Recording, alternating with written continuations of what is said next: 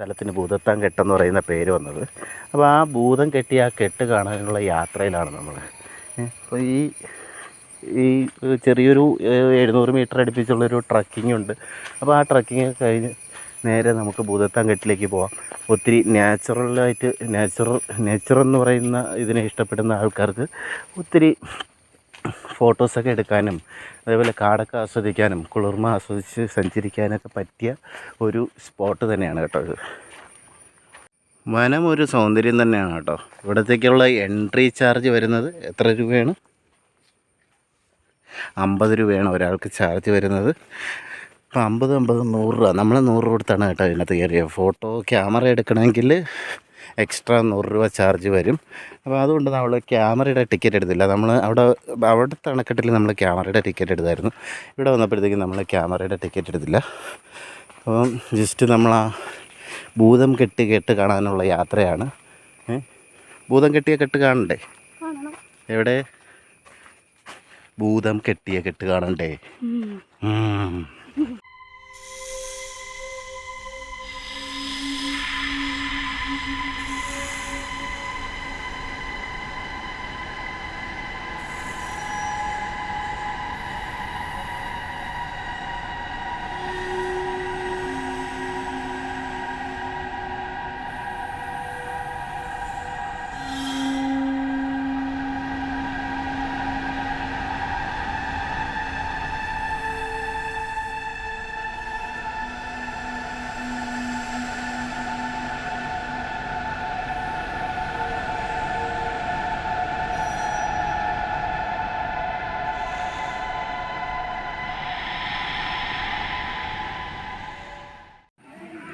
ഇവിടെ ഒരു ഗുഹയുണ്ട്. നമുക്ക് അങ്ങോട്ട് അതുവരെ ഒന്ന് പോയി നോക്കാം.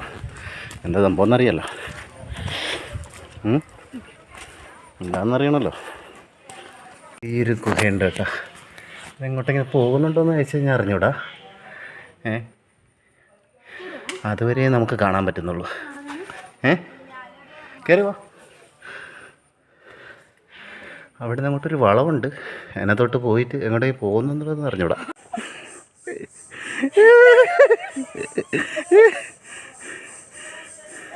എനിക്ക് തല കറങ്ങണേ. മറ്റേ ബാക്ക്ഗ്രൗണ്ട് നോട്ടീസ് ഇട്ടത്.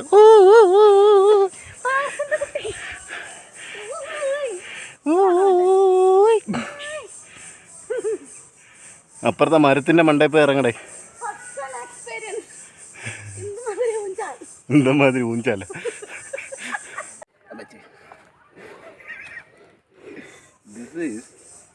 കാട്ടുള്ള ഊരാള്. ഇതെങ്ങനെയാണ് കയറുന്നത്? അങ്ങനെയൊന്നുമല്ല, ഞാനിരിക്കാം. എൻ്റെ ഒരു കൈ എവിടെയാടേ? ചത്ത് ചത്ത് ചത്ത് ചത്ത് ചത്ത് സക്സസ്. അയ്യോ, അപ്പോൾ നമ്മൾ ഊഞ്ഞാലിൽ കയറിയിട്ടുണ്ടായിരുന്നു. കയറിക്കെട്ട് വെടി. അതുകൊണ്ട് അവിടെ ഒരു കയറിക്കെട്ട് വെടിയുണ്ട്. ഇവിടെ ഒരുപാട് കയറിക്കെട്ട് വെടികളും ഊഞ്ഞാലുകളൊക്കെ ഉണ്ട് കേട്ടോ. വേണമെങ്കിൽ നിങ്ങൾക്ക് ആടാം. ആടുന്നതൊക്കെ കൊള്ളാം. താഴെ വീടരുത്. അതിന് അവിടെ ഇവിടെ തല്ലി എന്നൊന്നും പറയരുത്. നമ്മളപ്പോൾ ഭൂതത്താൻ കെട്ട് എത്തിയിരിക്കുകയാണ്. എവിടെയാണ് എത്തിയത്? ഭൂതത്താൻ കെട്ട്. ഓ, സംതിങ് മങ്കിയാണോ? എന്തോ ഓടുന്ന ചാടി മങ്കിയാണോ? ഇനി പറയുന്നത് ഇതിന് പിന്നിലുള്ളൊരു ഇതിഹാസമാണ് കേട്ടോ. അപ്പം തൃക്കാര്യൂർ എന്ന് പറയുന്ന ഒരു ക്ഷേത്രം, ശിവനധിപനായിട്ടുള്ള തൃക്കാര്യൂർ എന്ന് പറയുന്ന ക്ഷേത്രം. ആ ക്ഷേത്രത്തിൽ വെള്ളത്തിൽ മുക്കിക്കളയാൻ വേണ്ടിയിട്ട് ഭൂതങ്ങൾ തീരുമാനിച്ചു. അങ്ങനെ ഭൂതങ്ങൾ വന്നിട്ട് ഈ പെരിയാർ നദിക്ക് കുറുകെ ഒരു അണക്കെട്ട് നിർമ്മിക്കാൻ തീരുമാനിക്കുകയുണ്ടായി. അപ്പം അവിടെ നിന്ന് പാറകളൊക്കെ പറക്കിയിട്ടിട്ട് ഇങ്ങനെ പണിതുകൊണ്ടിരിക്കുകയാണ്. ഭൂതങ്ങളുടെ പ്രത്യേകത അറിയാമല്ലോ, രാത്രിയിലാണ് അവർ ഉണർന്നിരിക്കുക. അപ്പോൾ രാത്രിയിലാണ് ഇവരിങ്ങനെ പണിതുകൊണ്ടിരിക്കുന്നത്. ഇത് മനസ്സിലാക്കിയ ശിവനാണെങ്കിൽ എന്ത് ചെയ്തെന്ന് പറഞ്ഞു കഴിഞ്ഞാൽ, ശിവൻ ഒരു കോഴിയുടെ ശബ്ദം ഉണ്ടാക്കി നേരം പുലർന്നു എന്ന് പറഞ്ഞ് ഇവരെ തെറ്റിദ്ധരിപ്പിച്ചുകൊണ്ടിരുന്നു. അങ്ങനെ കുറേ നാൾ ഇവർക്ക് പണിയെടുക്കാൻ പറ്റാതായി അവർ ആ ഒരു ശ്രമം ഉപേക്ഷിക്കും. അപ്പം അവർ പറക്കിയിട്ട കല്ലുകളാണ് ഈ നദിക്ക് കുറുകെ കിടക്കുന്നത് എന്നാണ് ഇവിടുത്തെ ഒരു ഇതിഹാസം. ഇതൊരു കഥയാണ്, തീർച്ചയായിട്ടും കഥയായിട്ട് തന്നെ വിശ്വസിക്കുക. അതുപോലെ തന്നെ ഞങ്ങൾ ഈ വീഡിയോ ഇവിടെ വൈൻഡപ്പ് ചെയ്യാണ്. ഞങ്ങൾ അടുത്ത വീഡിയോയുമായിട്ട് ഞങ്ങൾ വീണ്ടും വരും.